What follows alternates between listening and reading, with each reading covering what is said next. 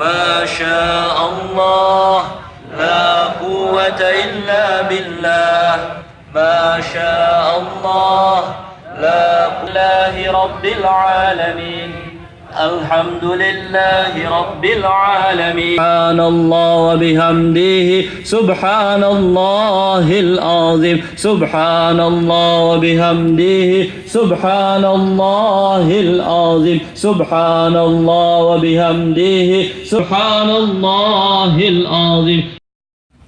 Seandainya tidak baik, 3-4 orang ini semua dihapuskan. Tapi Jatoki berpikir Makassar tidak baik karena di blacklist. Cuma ada kesalahan peraturan perundang-undangan. Dan inilah kehidupan. Kalau kita tidak diukur, tidak diatur, tidak diberikan atau tidak diperisai dengan aturan perundang-undangan, maka hukum rimba pasti akan terjadi.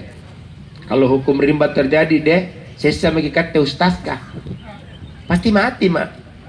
Barukah assalamualaikum diambah mak dari samping, dari sebelah polisi, dari sebelah mati mak. Ada aturan hukum. Polisi saja bawa pistol tidak sembarangan cabut ada aturannya, ulurkan ada aturannya, ambil pelatuknya ada aturannya, apalagi